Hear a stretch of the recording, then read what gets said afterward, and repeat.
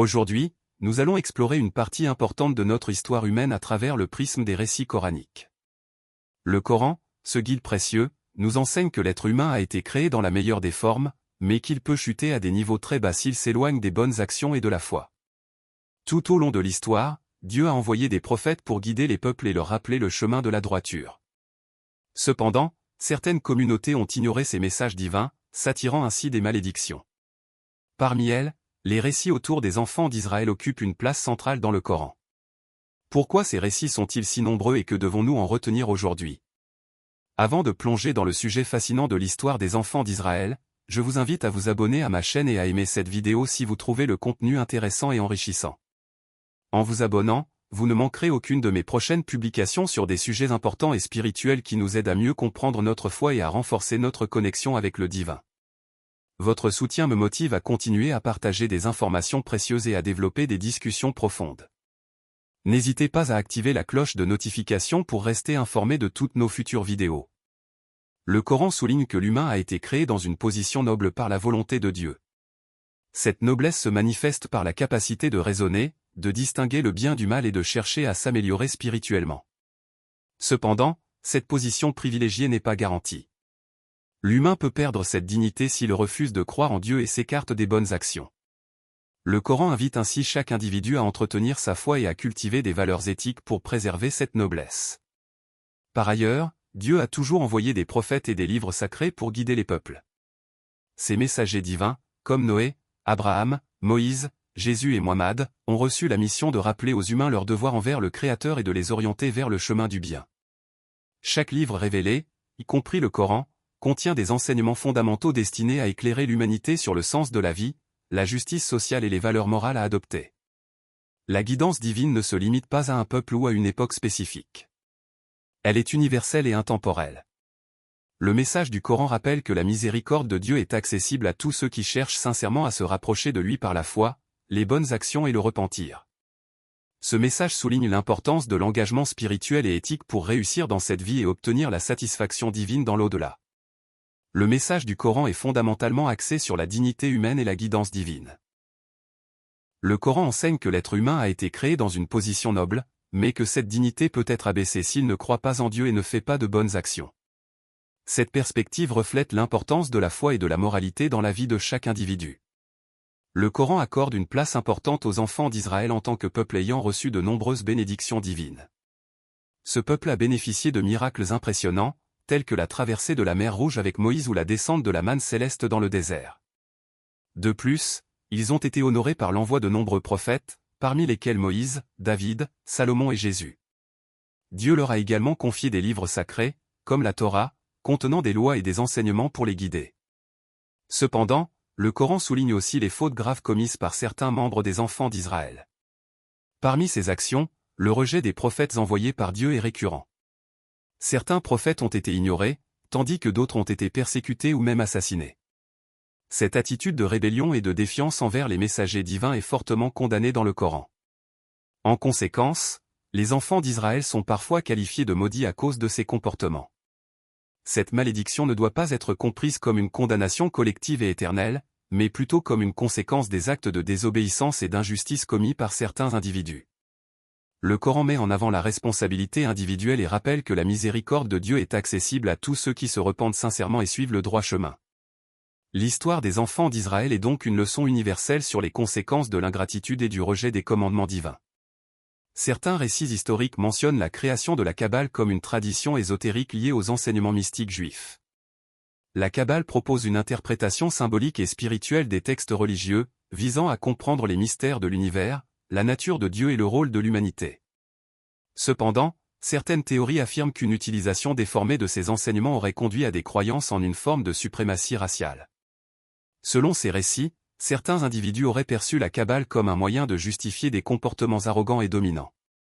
Cette interprétation erronée aurait engendré une attitude de supériorité et un mépris envers les autres peuples. Il est important de noter que ces récits doivent être pris avec prudence, car ils relèvent souvent de controverses et de débats historiques.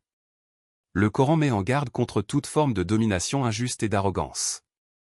L'enseignement coranique souligne que la supériorité d'un individu ne repose pas sur son origine ethnique, mais sur sa piété et ses bonnes actions. Toute croyance en une suprématie raciale est contraire aux valeurs d'équité, de justice et d'humilité prônées par le Coran. L'exemple des enfants d'Israël illustre les dangers de l'arrogance spirituelle. Malgré les bénédictions divines qu'ils ont reçues, certains d'entre eux se sont égarés en adoptant des comportements hautains. Le Coran rappelle que personne n'est à l'abri de l'erreur et que le salut repose sur la foi sincère et les actes vertueux. En fin de compte, le message coranique met l'accent sur l'unité de l'humanité sous la guidance divine. Toute tentative de diviser les peuples en fonction de critères raciaux ou ethniques est rejetée. Le véritable honneur vient de la proximité avec Dieu et du respect de ses commandements, indépendamment de l'appartenance culturelle ou religieuse. Le message du Coran est fondamentalement axé sur la dignité humaine et la guidance divine. Le Coran enseigne que l'être humain a été créé dans une position noble, mais que cette dignité peut être abaissée s'il ne croit pas en Dieu et ne fait pas de bonnes actions. Cette perspective reflète l'importance de la foi et de la moralité dans la vie de chaque individu. L'histoire des Juifs et des prophètes envoyés à ce peuple occupe une place importante dans le Coran. Dieu a envoyé de nombreux prophètes aux enfants d'Israël afin de leur transmettre son message et de les guider vers le droit chemin. Ces prophètes comprenaient des figures majeures comme Moïse, David, Salomon, Élie et Jésus. Chaque prophète portait un message de foi, de justice et de réforme, appelant les enfants d'Israël à respecter les commandements divins et à éviter les comportements injustes. Cependant, le Coran relate que, malgré les nombreuses bénédictions qu'ils ont reçues, les enfants d'Israël ont souvent rejeté ou persécuté les prophètes envoyés par Dieu. Certains prophètes ont été ignorés, d'autres ont été calomniés, et plusieurs ont été tués. Cette attitude de rejet est présentée comme un acte de désobéissance grave et comme une manifestation de l'ingratitude envers les bienfaits divins. Le Coran souligne que cette hostilité envers les messagers divins a eu des conséquences négatives sur leur histoire collective. L'arrivée du prophète Mohammed a marqué un tournant dans les relations entre la communauté musulmane naissante et les tribus juives d'Arabie. Le Coran affirme que Mohammed est le dernier des prophètes, apportant une guidance universelle pour toute l'humanité. Cependant, cette affirmation a été rejetée par une grande partie des Juifs de Médine, ce qui a accentué les tensions entre les deux communautés.